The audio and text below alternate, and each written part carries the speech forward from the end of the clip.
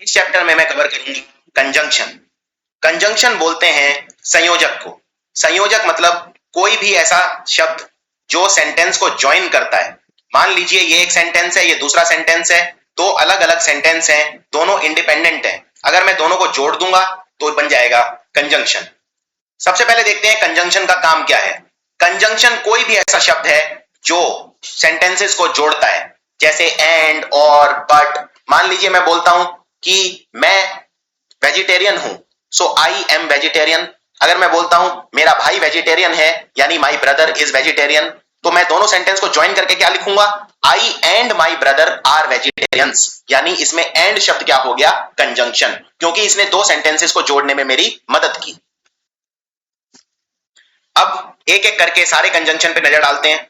सबसे पहला कंजंक्शन है एंड। तो जैसा मैंने बताया, कोई भी दो सेंटेंस आप एंड से ज्वाइन कर सकते हो अगर दोनों एक ही तरह की बात करते हैं। इसमें आपको यह याद रखना है, एंड में एक ही तरह की बात करते हैं, ये आपको याद रखना है। अगर दोनों अलग अलग तरह की बात करते हैं तो आप एंड से ज्वाइन नहीं कर सकते। फॉर एग्जाम्पल, मैं टायर्ड हूं, मैं हंग्री हूं, ये दो अलग अलग सेंटेंस हैं। इनको जोड़ के क्या लिखेंगे, I am tired and hungry. तो एंड हो गया कंजंक्शन। इस सेंटेंस पे नजर डालिए और बताइए क्या ये सेंटेंस ठीक है। He is poor and happy. वो गरीब है और खुश है। जनरली हम ये एक्सपेक्ट करते हैं कि जो गरीब होगा वो खुश नहीं होगा, यानी ये दोनों एक ही तरह के विचार व्यक्त नहीं कर रहे, इसलिए यहां पे कंजंक्शन एंड नहीं आएगा। या तो आप इसको पुअर को रिच में कन्वर्ट कर सकते हैं, आप बोल सकते हैं he is rich and happy, क्योंकि ये दोनों फिर एक ही तरह के विचार ज्वाइन करेंगे। एंड कंजंक्शन हमेशा सेम तरह के विचार ज्वाइन करता है, ऑपोजिट तरह के विचार ज्वाइन नहीं करता। अब यहाँ पे दोनों विचार ऑपोजिट है, मैं ये एक्सपेक्ट कर रहा हूं कि वो पुअर है तो वो हैप्पी नहीं होगा, तो यहां पे मैं एंड नहीं लगाऊंगा, मैं लगाऊंगा but. He is poor but happy. Conjunction but का हम इस्तेमाल करते हैं ऑपोजिट आइडियाज जोड़ने के लिए। आपको ये चीज याद रखनी है, अगर मैं सेम तरह की बातें करूंगा, सेम तरह के आइडियाज जोड़ूंगा तो मैं एंड यूज करूंगा, ऑपोजिट तरह के आइडियाज जोड़ूंगा तो बट यूज करूंगा। फॉर एग्जाम्पल, आप इन दोनों सेंटेंसेस को देखिए, आई लुक्ड एवरीवेयर, यानी मैंने हर जगह खोजा। दूसरा सेंटेंस है I could not find my book, मुझे किताब नहीं मिली। मैंने हर जगह खोजा लेकिन मुझे किताब नहीं मिली। अब मिली या नहीं मिली, अगर मुझे मिल जाती तो मैं इनको जोड़ता एंड से, क्योंकि सेम तरह की बातें हो रही हैं। यानी I looked everywhere and I found the book, लेकिन मुझे नहीं मिली, यानी दोनों ऑपोजिट बातें हो रही हैं। मैंने ढूंढा तो बहुत लेकिन मुझे नहीं मिली, इसलिए मैं इन सेंटेंसेस को जोड़ूंगा बट से। सो ये सेंटेंस फाइनली हो जाएगा, I looked everywhere but I could not find the book. और अगर मिल जाती तो मैं क्या बोलता, I looked everywhere and I found the book. इसी तरह से ये सेंटेंस देखिए, he is small he is strong, वो छोटा है वो मजबूत है। अब वो छोटा है तो मैं ये एक्सपेक्ट करूंगा कि वो मजबूत नहीं है, लेकिन वो मजबूत है, तो मैं लेकिन जोड़ूंगा, और लेकिन को अंग्रेजी में बोलते हैं बट। तो जब मैं इसको जोड़ूंगा तो ये सेंटेंस हो जाएगा, he is small but strong. अगर मान लीजिए वो बहुत ही लंबा होता तो मैं क्या बोलता, he is tall and strong, क्योंकि अगर वो टॉल है तो मैं एक्सपेक्ट करता हूं कि वो स्ट्रॉन्ग भी होगा। यानी जब दो सेम तरह के आइडियाज को जोड़ते हैं तो हम एंड का इस्तेमाल करते हैं, और ऑपोजिट जोड़ते हैं तो बट का इस्तेमाल करते हैं। अब एक और एग्जांपल, इसमें भी बट से जोड़ा है मैंने।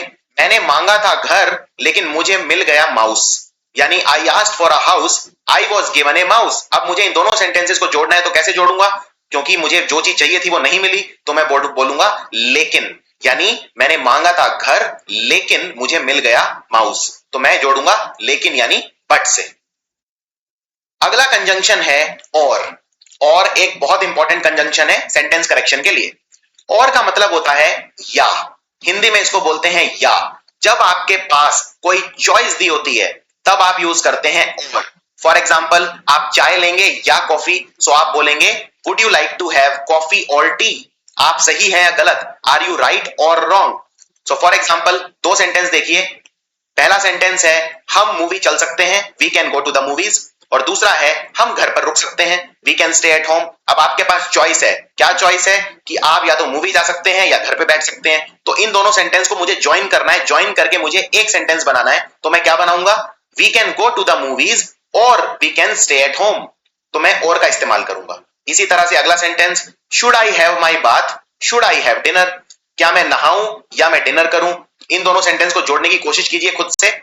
तो इन दोनों सेंटेंस को जोड़ेंगे तो क्या होगा, should I have my bath और डिनर।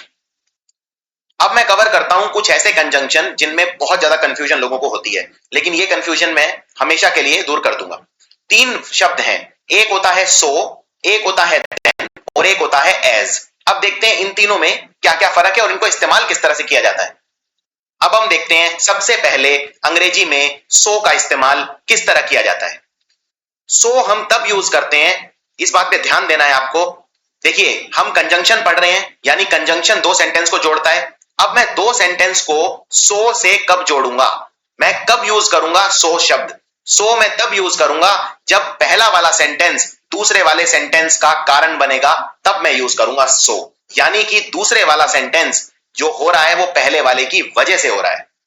फॉर एग्जाम्पल, मेरी दादी मां घर आ रही हैं मुझसे मिलने, ये है पहला सेंटेंस।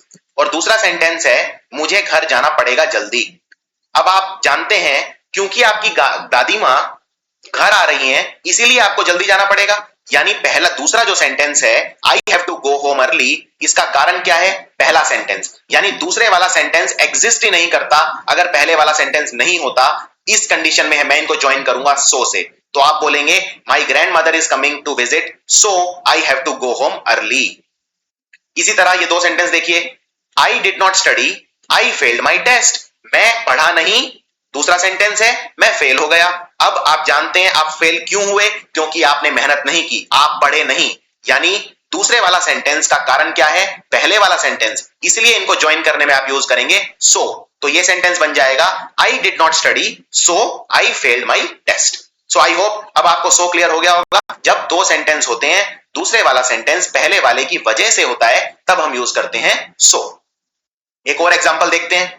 सेंटेंस है आई मिस्ड माई बस, मतलब मेरी बस छूट गई। I was late for school, मैं स्कूल में लेट हो गया। अब सीधी सी बात है मेरी बस छूट गई इसीलिए मैं स्कूल के लिए लेट हो गया। तो इन दोनों को ज्वाइन करके लिखना है, तो कैसे लिखूंगा, आई missed my bus so I was late for school. अब देखते हैं दूसरी बहुत इंपॉर्टेंट कंजंक्शन जिसमें हर कोई कंफ्यूज होता है, जिसको बोलते हैं एज।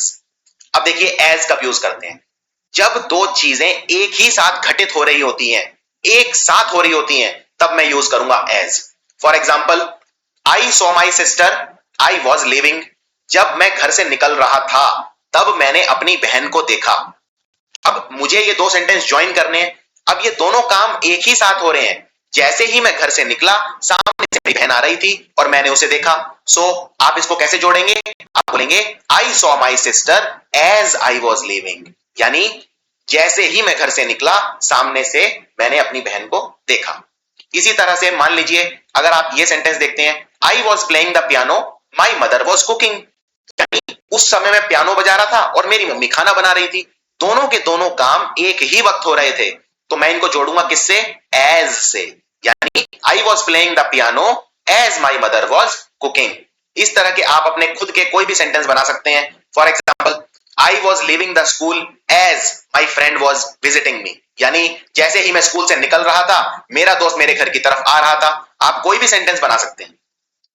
अब हम बात करते हैं एक बहुत इंपॉर्टेंट कंजंक्शन की जिसको बोलते हैं देन, THEN। ये ध्यान दीजिए इस पे, ये THAN नहीं है, THEN है, देन। देन मतलब होता है जब, और लेकिन देन THAN हम यूज करते हैं कंपैरिजन करने के लिए, लोगों को कंपेयर जब हम आपस में करते हैं। फॉर एग्जाम्पल, अगर आपको बोलना है मैं तुमसे ज्यादा स्मार्ट हूं, तो आप बोलोगे I am smarter than you, तो वो THAN वाला एन होता है। मैं बात कर रहा हूं THEN वाले एन की, तो दोनों में आपको कंफ्यूज बिल्कुल नहीं होना है। अब देखते हैं देन यूज कहां करते हैं। देन हम तब यूज करते हैं जब पहला एक्शन हुआ, फिर आप लगाएंगे देन और फिर दूसरा एक्शन हुआ। यानी जब 2 एक्शन होते हैं और एक दूसरे के बाद होता है तब यूज करते हैं देन। और एज मैंने कहां यूज किया था, एज मैंने यूज किया था जब 2 काम एक साथ होते हैं, लेकिन देन के अंदर एक काम पहले होता है दूसरा बाद में होता है। For example, I finished my homework I cleaned my room, पहले मैंने अपना होमवर्क किया, बाद में मैंने अपना रूम साफ किया। अब मुझे इन दोनों को ज्वाइन करना है, तो कैसे करूंगा, I finished my homework then I cleaned my room. तो इस तरह से पहले काम जो हुआ दूसरे काम जो हुआ उसमें आप यूज करेंगे देन। फॉर एग्जाम्पल, पहले मैंने बर्गर खाया फिर मैंने एक केक खाया, तो इसमें आप क्या लिखेंगे, I ate a burger then a slice of cake. पहले बर्गर खाया फिर स्लाइस ऑफ केक खाया। तो एक बार फटाफट रिवाइज कर लेते हैं, इससे हम आगे बढ़े, क्योंकि आगे जब हम बढ़ेंगे तो काफी टफ चीजें डिस्कस करेंगे, इसलिए पहले एक बार फटाफट रिवाइज कर लेते हैं। सो मैंने तब यूज किया था जब एक सेंटेंस जो पहले वाला सेंटेंस है उसकी वजह से दूसरा सेंटेंस होता है तब। एज मैंने तब यूज किया था जब दो एक्शन एक साथ होते हैं तब। और देन मैं तब यूज करता हूं जब एक के बाद एक्शन होते हैं तब।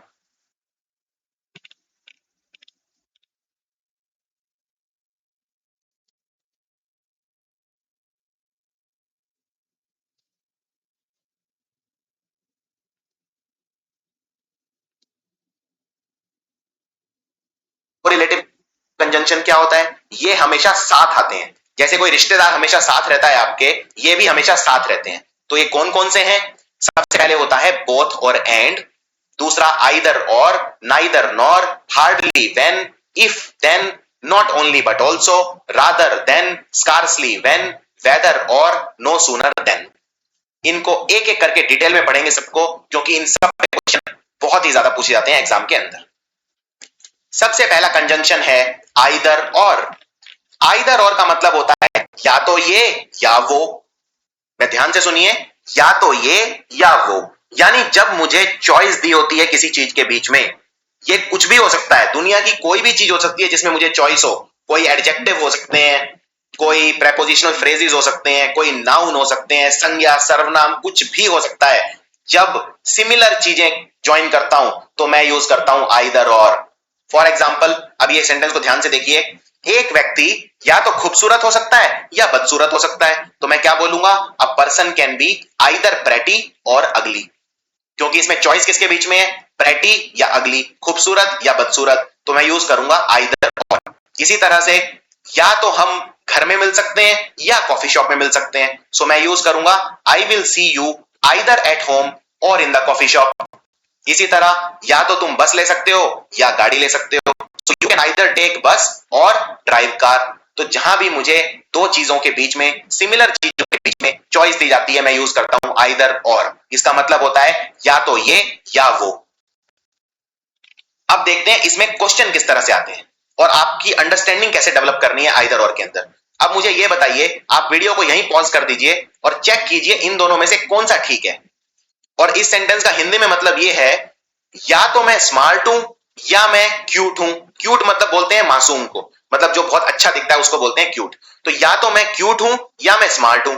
अब इसको कैसे लिखोगे, आई एम आइदर स्मार्ट और क्यूट या आइदर आई एम स्मार्ट और क्यूट। तो वीडियो को पॉज कर दीजिए और तुरंत इसका जवाब देने की कोशिश कीजिए, बाद में फिर आपको एक्सप्लेनेशन देखनी है। अब देखिए, बड़ा ही एक मैं आपको शॉर्टकट बताता हूं कि कैसे डिसाइड करें। एक ऐसा ट्राइंगल बना लीजिए छोटा सा, और उसके अंदर दो लाइनें ऐसे बना लीजिए, पूरा ट्राइंगल मत बनाइए। आप ये पूछिए कि चॉइस किसके बीच में है, क्योंकि जब मुझे दो चीजों के बीच में चॉइस मिलती है तब मैं लगाता हूं आइदर और।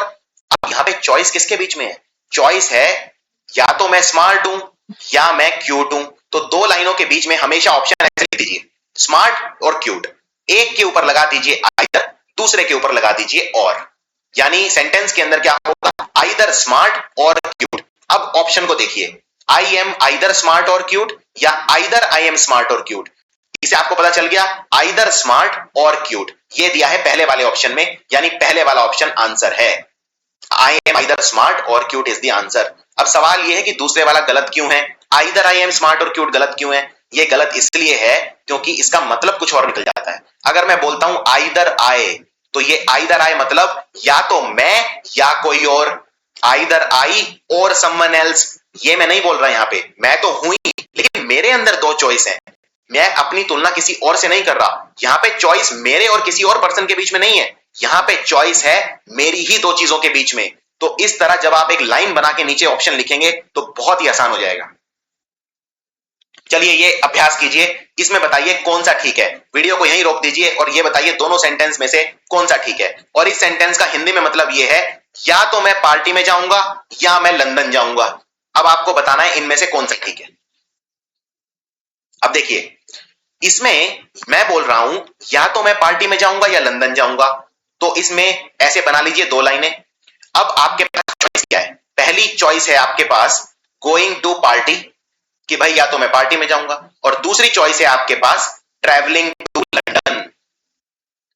तो और आपके सामने कोरिलेटिव कंजंक्शन क्या होती है? आइदर और। तो एक के ऊपर लगा दो आइदर और दूसरे के ऊपर लगा दो और, खत्म। यानी सेंटेंस के अंदर होना चाहिए either going to party or travelling to London. तो इसमें देखिए अब किसके अंदर ये दिया हुआ है, तो दूसरे वाले में दिया है, यानी दूसरे वाला आंसर है either going to party or travelling to London. Second one is the answer. तो कभी भी चॉइस होए तो इस तरह से लिख लीजिए, लेफ्ट में और राइट में, और उसके ऊपर कंजंक्शन लगा दीजिए, आपका आंसर कभी गलत नहीं होगा। आइए अब देखते हैं एग्जाम में क्वेश्चन किस तरह से आता है। इसमें सबसे इंपॉर्टेंट जो क्वेश्चन है वो ये आता है। अब इसमें आपको ये बताना है कि यहां पे वर्ब किस तरह से आएगी। फॉर एग्जाम्पल, या तो मेरा भाई आ रहा है या मैं आ रहा हूं। अब इसमें और लगाए बीच में और आइदर लगाए, आइदर और। तो इसमें वर्ब क्या आएगी? वर्ब हमेशा वो आएगी जो सब्जेक्ट के पास में लगी होगी। फॉर एग्जाम्पल, अगर मैं यहां पे आपको फिल इन द ब्लैंक दे दूं और पूछूं कि एम आएगा या आर आएगा, फिल इन द ब्लैंक के पास में आई है तो आई के हिसाब से वर्ब आएगी। इसी तरह ये वाला सेंटेंस देखिए, आइदर माई सिस्टर और माई ब्रदर। अब इसमें वर्ब क्या है? आर। आर क्यों? क्योंकि पास में है ब्रदर्स, यानी प्लूरल, तो वर्ब प्लूरल आएगी। यहां पे मैं इज नहीं लगाऊंगा। अगर मान लो मैं इसी सेंटेंस को इस तरह से लिखूं कि आइदर माई ब्रदर्स और माई सिस्टर, यानी माई सिस्टर को मैं बाद में लिखूं तो यहां पे इज आ जाएगा, क्योंकि माई सिस्टर सिंगुलर है, एक ही है। तो फिल इन द ब्लैंक के जो भी पास है वो डिसाइड करेगा कि वर्ब कौन सी आएगी। अब ये वाला सेंटेंस देखिए, आइदर माई मदर और माई फादर इज कमिंग। अब इसमें फिल इन द ब्लैंक में मैंने अगर यहां आपको चॉइस दी होती तो यहां पे आप इज करते, क्यों? क्योंकि फिल इन द ब्लैंक के पास है माई फादर और माई फादर एक वचन है, यानी इज कमिंग। तो चलिए एक अभ्यास करते हैं इसका। अब इस सेंटेंस को वीडियो यहीं पॉज कर दीजिए और ये अटेम्प्ट कीजिए। अगर आपने ये कर दिया तो समझ लीजिए आपको समझ में आ गया। सेंटेंस है, या तो सोल्जर आ रहे हैं या कैप्टन आ रहा है। अब इसमें आपको ये बताना है इज आएगा कि आर आएगा। ये फिल इन द ब्लैंक है और चॉइस है आपकी इज या आर के बीच में। अब देखिए, या तो सोल्जर्स आ रहे हैं, सोल्जर्स है प्लूरल यानी बहुवचन, या कैप्टन आ रहा है, कैप्टन है एक वचन यानी singular. Fill in the blank ये रहा। फिल इन द ब्लैंक के नजदीक कौन सा है? कैप्टन, और कैप्टन है एक वचन, यानी यहां पे आंसर है इज। अब देखिए अगला कंजंक्शन है नाइदर नॉर। नाइदर नॉर बिल्कुल उल्टा है आइदर और के। आइदर और क्या होता है? या तो ये या वो। नाइदर नॉर होता है ना तो ये ना वो। यानी जब दो एक ही तरह की बातें मैं कर रहा होता हूं तो मैं नाइदर नॉर यूज करता हूं आइदर और की तरह, लेकिन इसमें मैं ना कर दूंगा। फॉर एग्जाम्पल, या तो मैं केला खाऊंगा या मैं संतरा खाऊंगा, तो आप बोलेंगे आइदर बनाना और ऑरेंज। लेकिन अगर मैं बोलता हूं ना तो मैं केला खाऊंगा ना संतरा खाऊंगा, तो मैं बोलूंगा neither banana nor orange. So for example, you are neither fat nor short. ना तो तुम छोटे हो ना मोटे हो, so neither fat nor short. ना तो मैं खाना खाऊंगा ना मैं पानी पीऊंगा, so I want neither food nor water. तो इस तरह से नाइदर नॉर का उपयोग किया जाता है सेंटेंसेस के अंदर।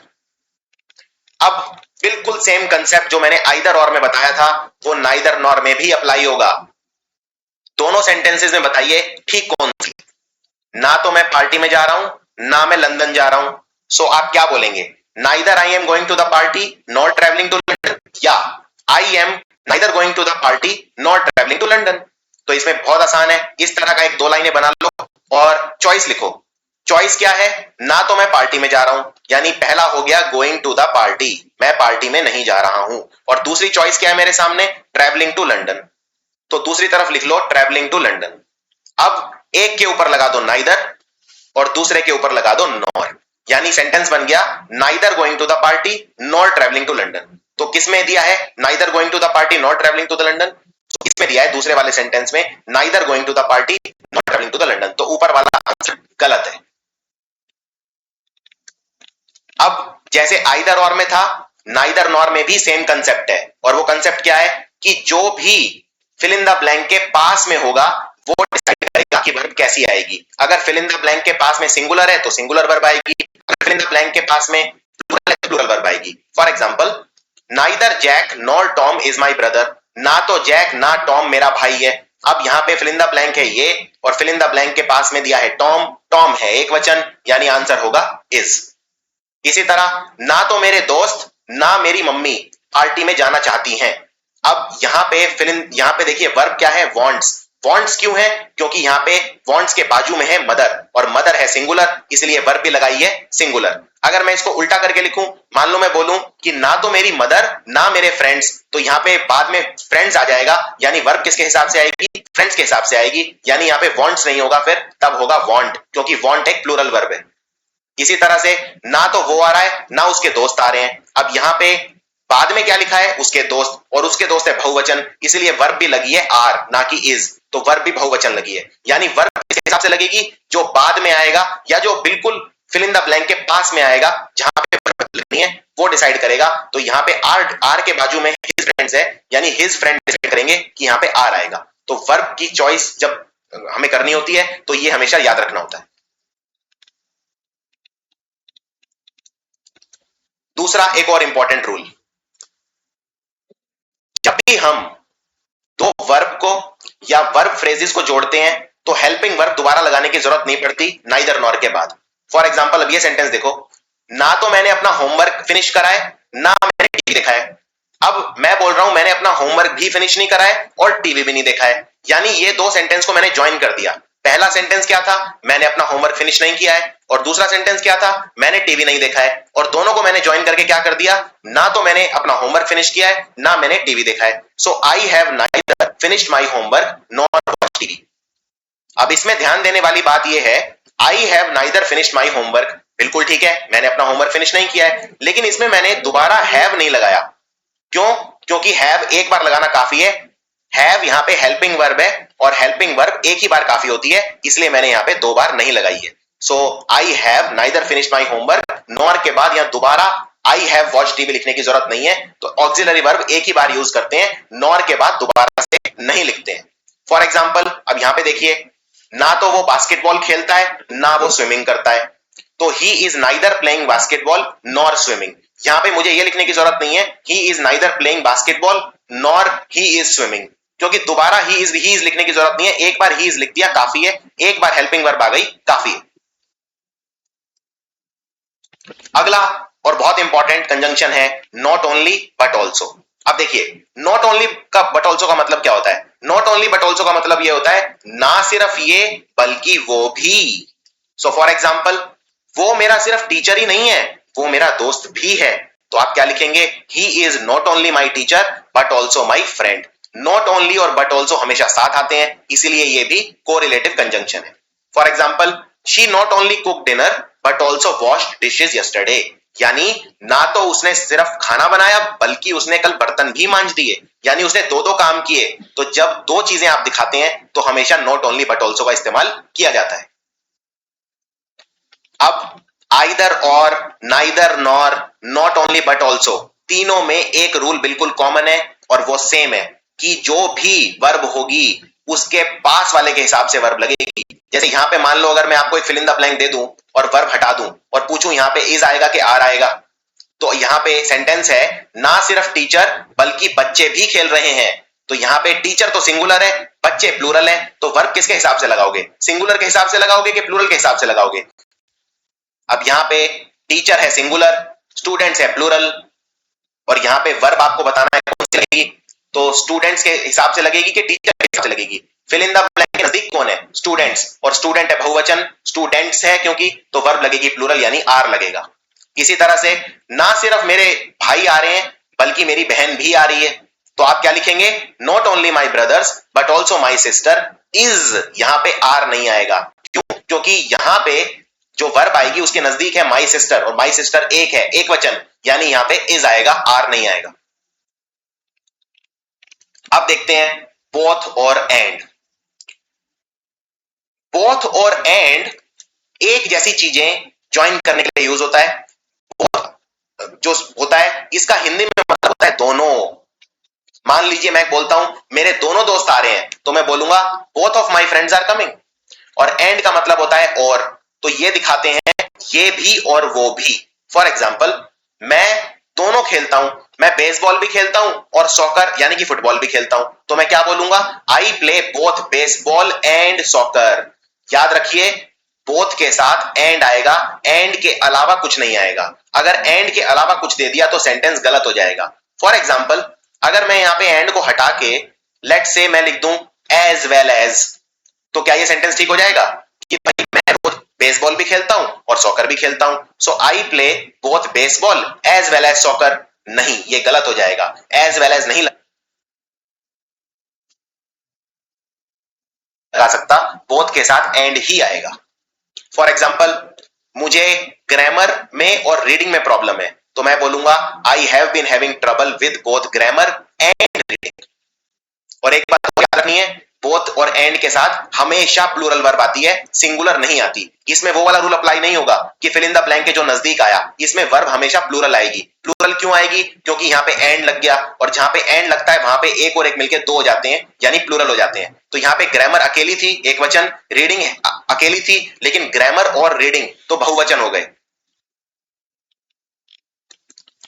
ये एक एग्जाम का क्वेश्चन है, ये 2 साल पहले आपके एग्जाम में पहले आया था। अब बताइए ये सेंटेंस ठीक है कि गलत है? I like both apples as well as oranges. मुझे एप्पल भी पसंद है और मुझे ऑरेंजेस भी पसंद है, सेब भी पसंद है, संतरे भी पसंद है। तो क्या मैं ऐसे लिख सकता हूं I like both apples as well as oranges? नहीं लिख सकता। क्यों? क्योंकि मुझे बोथ के साथ एंड लगाना है, एज वेल एज नहीं लगा सकता। तो इसका आंसर होगा आई like both apples and oranges. चलिए अब आपको एक सेंटेंस दिखाता हूं। इसमें मैं पहले आपको रूल नहीं बताऊंगा, पहले सेंटेंस दिखाऊंगा जिससे आप थोड़ा सोचने पे मजबूर हो जाएं। मैं चाहता हूं आप सोचें। वीडियो पॉज कर दीजिए यहीं पे और ये सेंटेंस देखिए और बताइए क्या ये सेंटेंस ठीक है। सेंटेंस है हिस्ट्री क्लास 8 से 11 बजे के बीच में है। The history class is between 8 AM to 11 AM। 3 घंटे की हिस्ट्री क्लास है 8 से 11 बजे के बीच में। The history class is between 8 AM to 11 AM। बताइए ये ठीक है या गलत है? इससे पहले ये करें, एक रूल बता देता हूं, उसके बाद ये आप फटाफट सॉल्व कर देंगे। ये सेंटेंस गलत है वैसे, अब देखते हैं गलती क्या है। जब भी आपको किसी चीज के बीच में अंतराल बताना होता है, यानी ड्यूरेशन बतानी होती है, तो आप यूज करते हैं ये 2 तरीके। या तो बोलिए फ्रॉम टू या बोलिए बिटवीन एंड। फॉर एग्जाम्पल, मेरी छुट्टियां सोमवार से बुधवार तक हैं, तो मैं बोलूंगा the holidays are from Monday to Wednesday. From के साथ लगता है टू और बिटवीन के साथ लगता है एंड। मैं ये भी बोल सकता हूं the holidays are between Monday and Wednesday. Between के साथ एंड लगता है, फ्रॉम के साथ टू लगता है। अब लौटते हैं अपने सेंटेंस के ऊपर। अब हमने रूल देख लिया है क्या है। अब बताइए ये ठीक है या गलत है। The history class is between 8 AM to 11 AM। तो ये गलत है। क्यों? क्योंकि बिटवीन के साथ क्या लगता है, टू या एंड? बिटवीन के साथ लगता है एंड। तो इसको ठीक करने के 2 तरीके हैं। या तो लिखो the history class is between 11 AM and 8 AM and 11 AM, या फिर बिटवीन को चेंज कर दो, टू को लगा रहने दो, क्योंकि टू के साथ क्या लगता है, फ्रॉम। तो बिटवीन को फ्रॉम। तो इसको चेंज करने के 2 तरीके हैं और वो दोनों हैं ये, the history class is between 8 AM and 11 AM, या the history class is from 8 AM to 11 AM। From के साथ लगता है टू, बिटवीन के साथ लगता है एंड, और 2 तरीकों से लिखा जा सकता है इसको। तो दोनों तरीके हैं ये, और इन पे काफी फ्रीक्वेंटली एग्जाम में क्वेश्चन आते हैं। अब हम बात करते हैं नेगेटिव कंजंक्शन की तरफ। तो 2 तरह के कंजंक्शन होते हैं, एक पॉजिटिव कंजंक्शन, एक नेगेटिव कंजंक्शन। और इनको अच्छे से समझ लीजिए, क्योंकि अगर ये कंजंक्शन अच्छे से समझ में नहीं आए तो बाद में सेंटेंस रीअरेंजमेंट यानी पैरा जंबल अच्छे से समझ में नहीं आएगा। क्योंकि पैरा जंबल के अंदर अगर ग्रामर के कंसेप्ट क्लियर नहीं है तो समझना बहुत मुश्किल है। नेगेटिव कंजंक्शन हम यूज करते हैं जब अनएक्सपेक्टेड रिजल्ट आता है। अनएक्सपेक्टेड मतलब जिस रिजल्ट को कोई भी एक्सपेक्ट नहीं कर रहा था, अनप्रिडिक्टेबल एकदम, तब हम यूज करते हैं नेगेटिव कंजंक्शन। फॉर एग्जाम्पल, ये 2 सेंटेंस देखिए। आई वर्कड हार्ड यानी मैंने बहुत मेहनत की, मैंने बहुत हार्ड वर्क किया। आई वर्कड हार्ड मतलब मैंने बहुत मेहनत की। और दूसरा सेंटेंस है मैं फेल हो गया।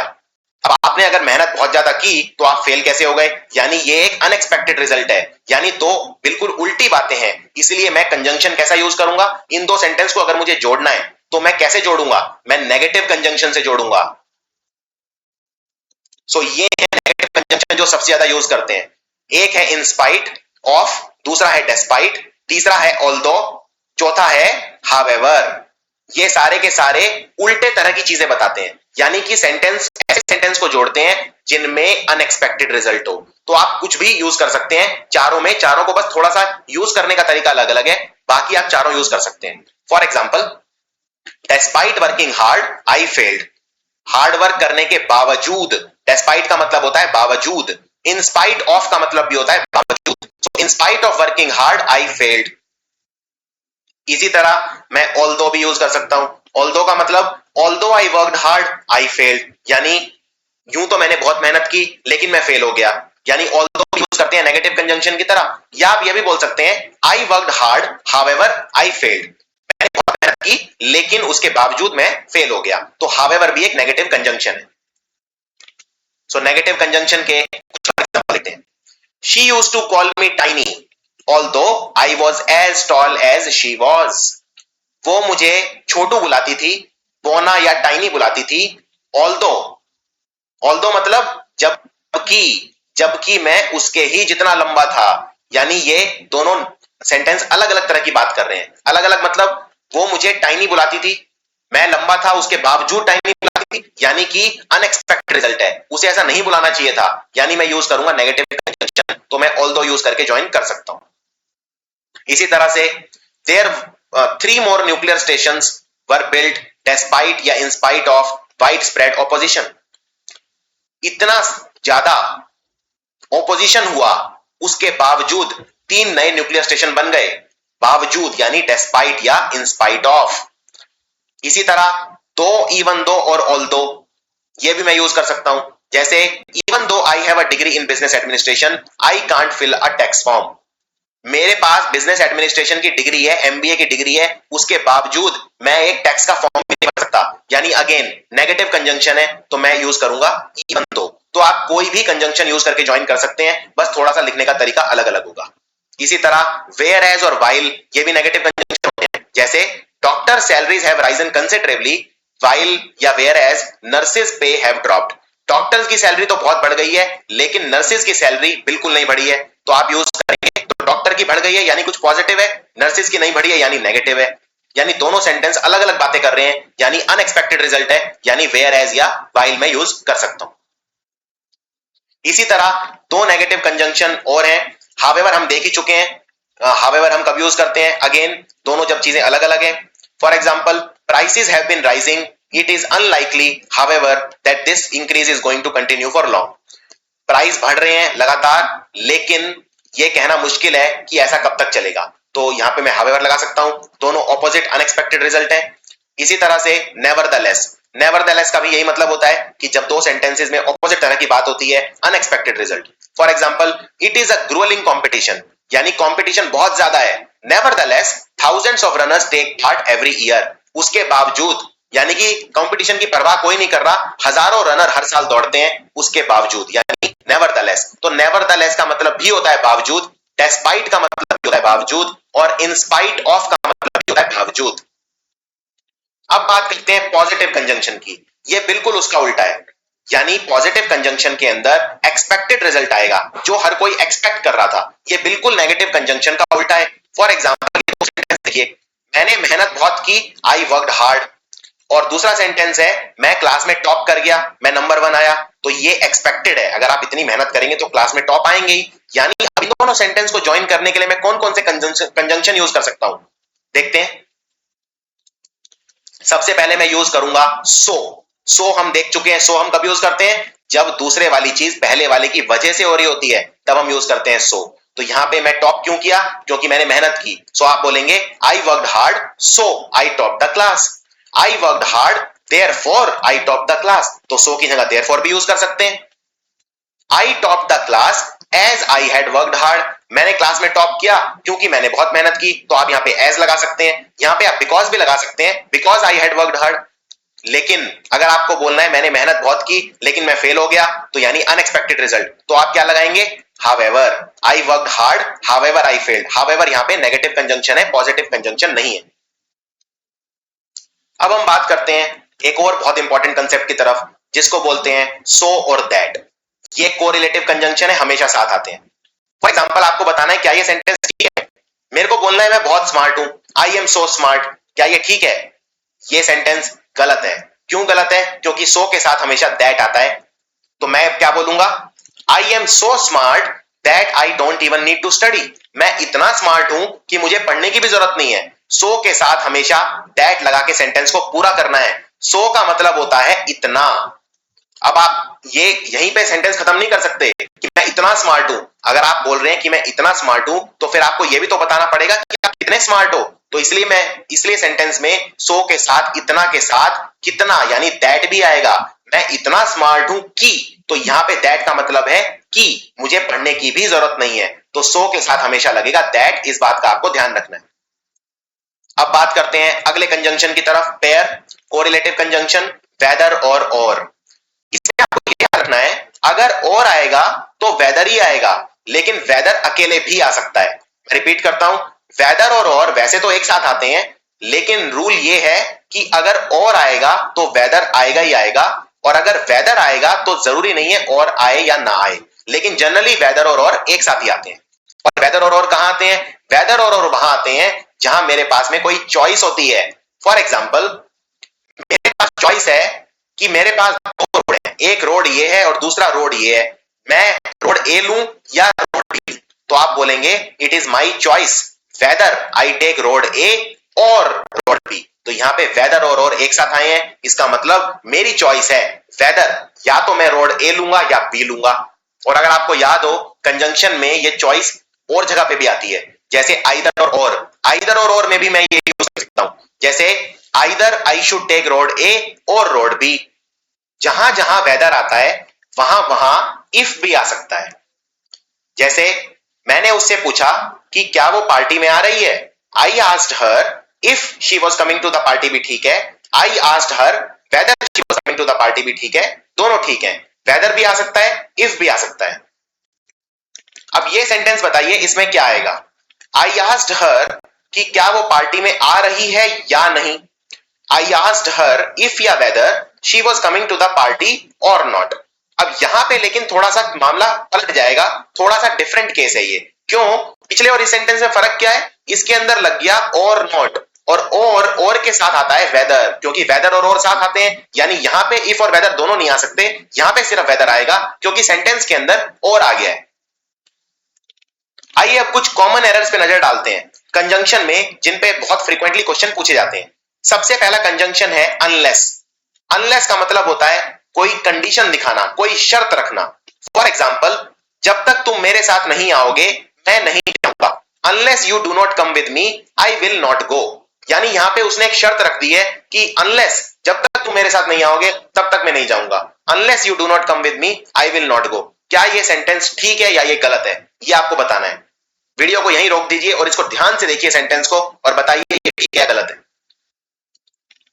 देखिए, अनलेस दिखाता है कोई शर्त, कोई कंडीशन।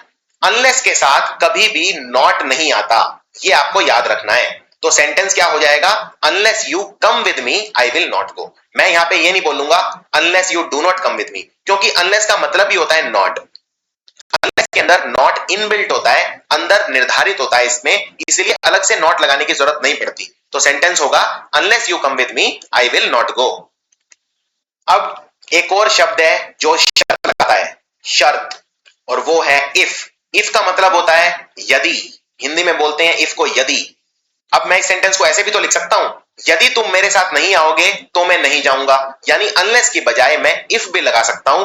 बस फर्क सिर्फ इतना आ जाएगा, इफ के साथ नॉट आएगा, क्योंकि इफ के अंदर नॉट इनबिल्ट यानी अंदर बना हुआ नहीं होता है। तो आप बोलोगे if you do not come with me I will not go. लेकिन अगर आप मान लीजिए यहां इफ की बजाय अनलेस लिखते हो तो फिर आप डू नॉट नहीं लिखोगे, क्योंकि अनलेस के साथ नॉट नहीं आता। बस यही फर्क है इफ और अनलेस में, बाकी बिल्कुल सेम है।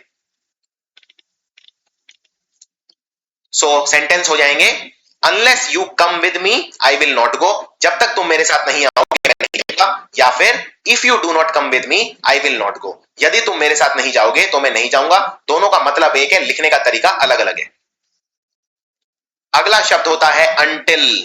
अनटिल और अनलेस में क्या फर्क है, अनटिल और अनलेस में यह फर्क है, अनटिल दिखाता है टाइम ना कि शर्त, अनलेस दिखाता है शर्त, अनटिल दिखाता है टाइम।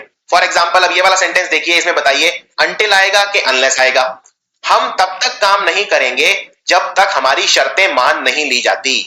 अब यहां मैं बोल रहा हूं जब तक, यानी मैं एक टाइम की बात कर रहा हूं। जब तक आप मेरी शर्तें नहीं मानोगे, यानी कोई एक टाइम है, 4 दिन 5 दिन, हो सकता है मैं हड़ताल पर बैठा हूं और मैं कंपनी को बोल रहा हूं कि मेरी शर्तें मान लो, मंगलवार तक वरना मैं काम नहीं करूंगा। यानी यहां टाइम की बात हो रही है, यानी मैं यहां लगाऊंगा until। चलिए अभ्यास करते हैं। इसमें आपको बताना है कि अनलेस आएगा कि until आएगा। जब तक पत्ती लाल नहीं हो जाती कोई भी गाड़ी नहीं रुकेगी, कोई भी नहीं रुकेगा। यानी यहां पे अब मैं किसकी बात कर रहा हूं? टाइम की बात कर रहा हूं। हो सकता है लाल बत्ती 5 मिनट के बाद लाल हो जाए, 10 मिनट के बाद, 2 घंटे बाद, यानी जब तक बत्ती लाल नहीं हो जाती, जब तक, यानी टाइम की बात हो रही है, तो यहां पे आएगा until। इसी तरह मान लो अगर मैं बोलता हूं कि मैं रात तक खेलूंगा, तो मैं बोलूंगा I will play until evening, क्योंकि वहां पे अगेन टाइम की बात हो रही है। अब एक और रूल देखते हैं इंपॉर्टेंट। अगर सेंटेंस में नथिंग एल्स आ जाता है, नथिंग एल्स, तो उसके बाद बट लगता है, देन नहीं लगता है। यह सेंटेंस करेक्शन के अंदर अक्सर पूछा जाता है। फॉर एग्जाम्पल ये सेंटेंस देखिए, this is nothing else than sheer foolishness, और एग्जामिनर कंफ्यूज करने के लिए बट की बजाय देन डाल देता है, तो आपको उसको चेंज करके वापस बट करना है। इस सेंटेंस का मतलब है यह मूर्खता के सिवाय कुछ नहीं है, यानी this is nothing else dash share foolishness, तो नथिंग एल्स के साथ हमेशा बट आता है, देन नहीं आता है। अब यहां पे आप कौन सा कंजंक्शन भरेंगे? ये एक जनरल सवाल है, फिल इन द ब्लैंक।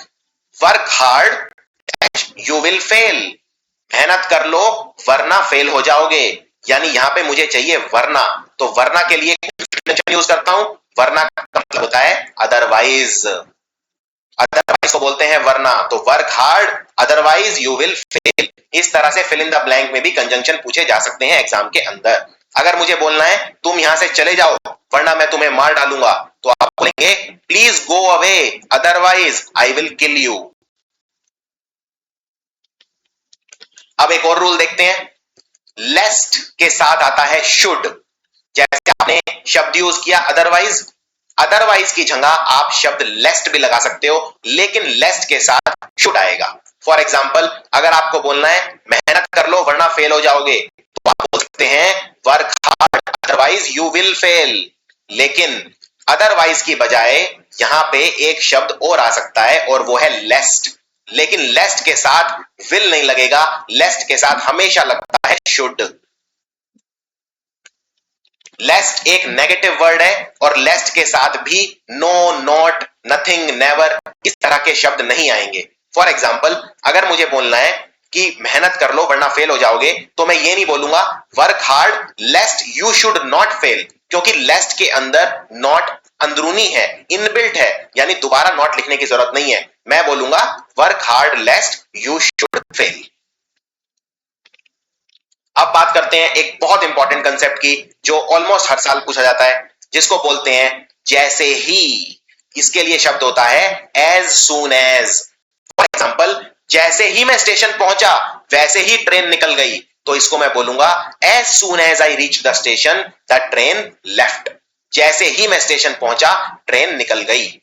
जैसे ही को लिखने का एक तरीका तो है ये, एज सून एज करके मैं यूज कर सकता हूं, लेकिन इसको यूज करने के और भी तरीके हैं। जैसे सबसे इंपॉर्टेंट तरीका है वो है ये स्कार्सली या हार्डली यूज करके, और रूल है ये, आपको ये रूल याद करना है। ये आसान रूल नहीं है, इसको याद करने में थोड़ा सा आपको समय लगेगा। रूल ये है, 2 तरीकों से मैं हार्डली और स्कार्सली को यूज करता हूं, और दोनों के साथ मैं यूज करता हूं व्हेन। स्कार्सली के साथ भी व्हेन आता है और हार्डली के साथ भी व्हेन आता है, दोनों के साथ व्हेन आता है। ये एक और क्वेश्चन है सेंटेंस करेक्शन में जो पूछा जाता है। हार्डली और स्कार्सली के साथ एग्जामिनर क्या करता है, व्हेन की बजाय कुछ और लिख देता है, जैसे देन लिख देता है THEN या THAN देन लिख देता है, तो वो आपको कंफ्यूज नहीं होना है, आपको व्हेन ही लगाना है। तो रूल ये है, ये आपको याद करना है, ये उतना आसान नहीं है रूल याद करना। स्कार्सली के साथ या तो आप लगाइए हैड, फिर लगाइए सब्जेक्ट, फिर लगाइए third form of the verb. Third form of the verb क्या होता है, इसको पास्ट पार्टिसिपल बोलते हैं। जैसे ईट, एट, ईटन, तो ईटन हो गया third form of the verb. Go, went, gone, gone हो गया third form of the verb. तो इसमें हार्डली के साथ लगेगा had plus subject plus third form of the verb plus when. तो बिल्कुल सेम है दोनों, दोनों में had plus subject plus third form of the verb plus when. इसके पहले या तो स्कार्सली लगाइए या हार्डली लगाइए, और ये भी दिखाता है जैसे ही। फॉर एग्जाम्पल जैसे ही वो स्टेशन पहुंचा वैसे ही ट्रेन छूट गई, तो एक तो तरीका था लिखने का एज सून एज, या तो आप ये बोल सकते हो as soon as he reach the station the train left, लेकिन एक तरीका है स्कार्सली या हार्डली। तो इसको आप लिखेंगे scarcely had he arrived at the station when the train left. Scarcely plus had plus subject कौन है, वो यानी ही, और third form of the verb है अराइव्ड, अराइव, अराइव्ड, अराइव्ड। तो scarcely had he arrived at the station when the train left. अब यहां पे देखिए देन की बजाय व्हेन आ गया। एज सून एज में क्या लिखा था मैंने, as soon as he reach the station the train left. मैंने देन यूज नहीं किया था, मैंने कुछ भी यूज नहीं किया था, लेकिन स्कार्सली के साथ मुझे व्हेन यूज करना पड़ेगा। इसी तरह कुछ शब्द हैं जिनके साथ मुझे देन यूज करना पड़ेगा, तो आगे देखते हैं वो कौन से शब्द हैं। तो वो शब्द है नो सूनर। नो सूनर के साथ हमेशा लगता है देन, THAN। सो रूल ये है, नो सूनर के साथ had plus subject plus third form of the verb plus than, या नो सूनर के साथ did plus subject plus first form of the verb plus than. Did एक ऐसा शब्द होता है जिसके साथ first form of the verb लगता है, ये एक ग्रामर का यूनिवर्सल रूल है। फॉर एग्जाम्पल, अगर आपको बोलना है कि मैंने काम किया, या मान लीजिए आपको बोलना है कि मैंने खत लिखा, तो आप बोलेंगे I did write a letter. आप ये नहीं बोलेंगे I did wrote a letter. Did के साथ हमेशा फर्स्ट फॉर्म आता है। इसी तरह अगर आपको बोलना है कि मैं पार्टी में गया था, तो या तो बोलिए I went to the party, या बोलिए I did go to the party. Did के साथ हमेशा first form of the verb आता है। सो या तो आप बोलिए no sooner plus did plus subject plus V1 plus than, या बोलिए no sooner plus had plus subject plus V3 plus than. तो इन रूल को अच्छे से याद कर लीजिए, ये आपको बहुत ज्यादा काम आएगा। तो मुझे बोलना है जैसे ही वो स्टेशन पहुंचा तुरंत गाड़ी छूट गई, यानी no sooner had he arrived at the station than the train left. और ये देन कौन सा है, THAN वाला देन है, THEN वाला देन नहीं है। इस बात का भी ध्यान रखना है आपको। आइए कुछ और अभ्यास कर।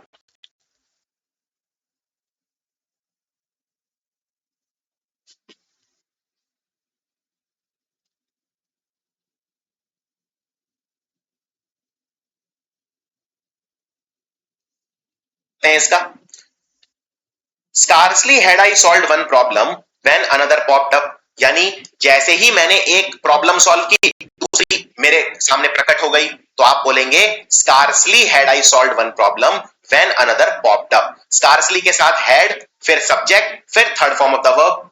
तो ये बिल्कुल आसान है। और स्कार्सली के साथ क्या लगता है, व्हेन। इसी तरह से hardly had I closed my eyes when the telephone wrong, यानी जैसे ही मेरी आंख लगी तुरंत टेलीफोन बज गया। सो आप बोलेंगे hardly had I closed my eyes when. Hardly के साथ भी लगता है व्हेन। तो hardly plus had plus subject plus third form of the verb. तो ये आप रूल इसमें अप्लाई कर सकते हैं, बहुत ही आसान हो जाएगा आपके लिए। इसी तरह लिखने के नो सूनर के साथ भी आप इसको लगा सकते हैं। जैसे ही मैंने अपनी आंखें बंद की टेलीफोन की घंटी बज गई, तो आप नो सूनर के साथ भी लगा सकते हैं। तो दोनों रूल आप लगा सकते हैं। No sooner did I closed my eyes, क्या ये ठीक है, तो ये गलत है।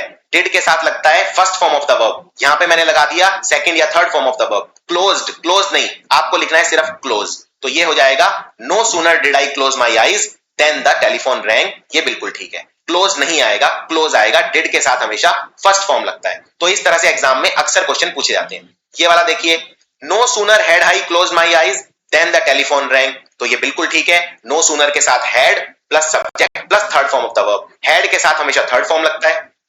इसी तरह से इसको आप ऐसे भी बोल सकते हैं, as soon as I close my eyes the telephone rang, जैसे ही मैंने अपनी आंखें बंद की टेलीफोन बज गया। इसमें ना देन की जरूरत है ना वैन की जरूरत है, क्योंकि एज सून एज के साथ ना देन आता ना वैन।